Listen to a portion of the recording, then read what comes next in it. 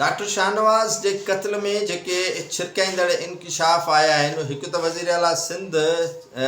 जेको IG सिंध आहे ग़ुलाम नबी मेमण उनखे हुकुम ॾिनो आहे। हिकु हफ़्तो गुज़री वियो आहे पर अञा ताईं उन्हनि पुलिस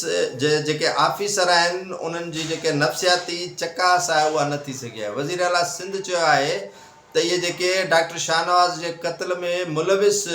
पुलिस ऑफिसर आहिनि या ॿियनि ज़िलनि ते जेके तैनात थियल पुलिस ऑफिसर आहिनि उन्हनि जी नफ़्सियाती चकास कराए ॾिनी वञे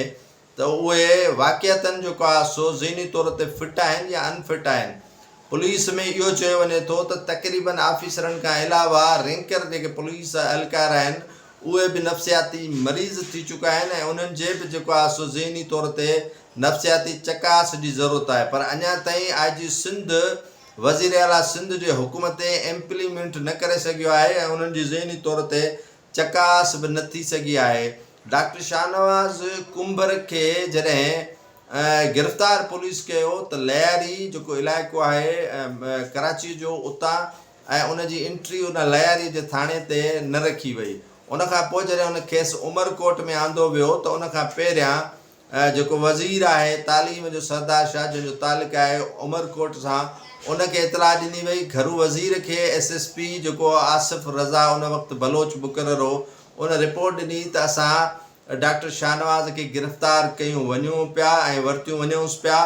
ऐं उनखां पोइ राब्तो इन्हनि मुनक़तह कयो ऐं सांगड़ पुलिस उमरकोट पुलिस जे SSP अॻूणे हवाले कयो मीरपुर ख़ासि सिंधड़ी पुलिस जे ऐं सिंधड़ी पुलिस हुनखे मुक़ाबले में क़त्ल कयो। हाणे डॉक्टर शाहनवाज़ जी उमरकोट थाणे ते बि जेको आहे एंट्री न रखी वई। उमरकोट ज़िले में बि जेको आहे सो हुन रज़ाकाराना तौर ते गिरफ़्तारी ॾिनी पर उनखे मावराए अदालती क़त्ल कयो वियो ऐं उहा ज़हनी ऐं नफ़्सियाती चकास जो जेको वज़ीर आला सिंध हुकुम ॾिनो आहे उन ताईं अञा नाज़रीन इम्प्लीमेंट न थी सघी आहे।